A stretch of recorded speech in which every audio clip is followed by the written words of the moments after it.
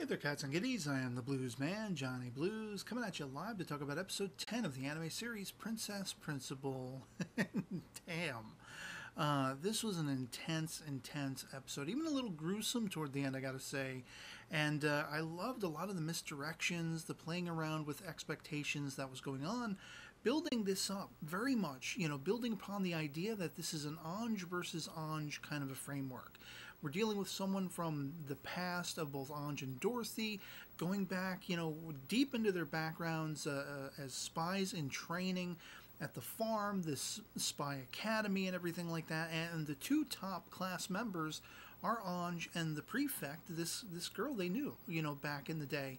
And she's still an active spy. We also find out, I think it's Dorothy who delivers this dialogue, that they're the three surviving members, the only three surviving members of the farm, which is actually pretty explosive, that little nugget of information. One of the things from straight out of the gate that I was really heavily reminded of, too, as a fan of the Metal Gear Solid gaming franchise, is a lot of the sneaking about, the infiltration mission that was going on, having someone on the inside, worrying about that person being a double agent and everything like that. It really harkened back to me all of those hours playing those games, especially some of the music cues as they're running down corridors and hallways, sneaking about, trying to get past all of the soldiers on guard and everything in this mansion or whatever it was that they were in. I mean, it was hearkening back immediately music cues to Metal Gear Solid 3 Snake Eater all throughout. So I was already, captivated and finding it all scintillating.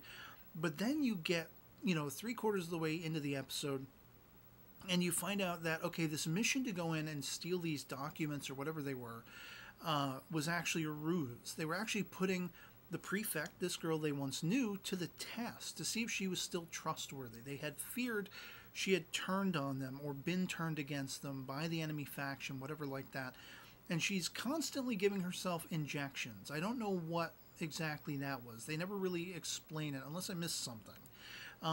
But, the fear that she's actually no good, that she's become a double agent is very, tantamount. And so after they sort of have this successful pseudo first mission where they sneak in and they take her into their confidence and everything, they celebrate afterward. And then, of course, Ange and Beatrice, they leave, and you have Dorothy and, the prefect with some alone time, and they're reminiscing and everything like that.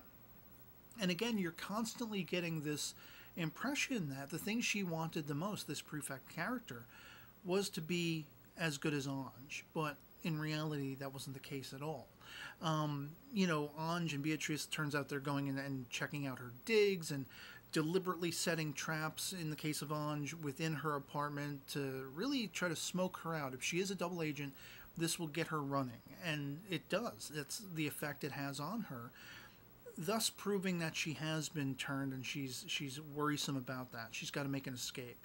And this is sort of heart-crushing on Dorothy's part, and that's exactly where the direct tie comes in toward the end. Ange is trying to sort of run interference because she doesn't want Dorothy to have to be confronted with the cruel reality she already suspects, that is, the prefect is a double agent, and knowing that there was some sort of friendship, a bond of friendship between Dorothy and the prefect, which up until that point had been largely unspoken. So they chase her down, they give Mary chase, and of course Ange tries to run interference, but they have to catch up with her later as she's making her escape via railway. And this is where Dorothy is confronted with that cold hard reality, and because she has made that proclamation that she considers the prefect a friend, the prefect pulls out her own gun, and rather than firing at any of our heroines in this series, she says, I'm going to give you the ultimate Christmas gift, because it is Christmas time as this is unfolding. Rather than having to make you, who considers me a friend, take my life, she puts her gun to her head and blows her brains out. And I mean, they almost graphically show it. It was enough to get me palpitating, like, whoa. Wow. I was gobsmacked by that moment. And I can only arguably say after that, after there's this sweet moment between Dorothy and Ange where Dorothy is thanking Ange, now realizing why Ange was trying to run interference all along, trying to save her from having to take the prefect's life, knowing that there was some friendship between them, some bond there.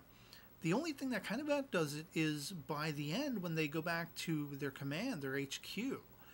Their guy L, who was issuing them orders, is suddenly absent, and they don't explain where he's gone.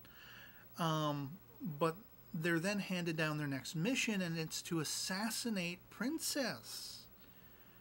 So it's like a double whammy, man.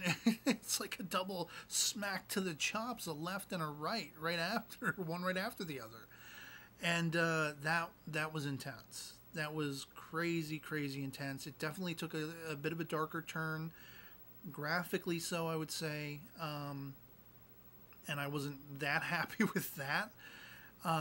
Having to see this character blow her brains out. I mean, you found out enough about her that you could be sort of concerned for her, but not because of what you knew about her so much as the effect she had being in existence, you know, in the pasts of Dorothy, and how that affected Dorothy. You know, I was going to say Dorothy and Ange, but more so directed toward Dorothy, her relationship with Dorothy, and how Dorothy would be left feeling. To see that, you know, here she was one of their class, she was one of their kind, she was one of the last of their kind, and she was proven untrustworthy. She was proven an enemy, and she was put on the run and had to be, you know, I mean, there was Dorothy pleading with her, even to the last moments. Come back, come with us, become part of our team. But whatever that was, whatever that injection stuff was, it seemed to suggest to me that, you know, this might have been the vice that the enemy people, that enemy faction held over her somehow. And she knew that her days were numbered anyway. I don't know. So, I mean, yeah, this was a crazy episode. I'd love to hear from you guys in the comments below what you thought of episode 10 of Princess Principal, if you've seen it as well.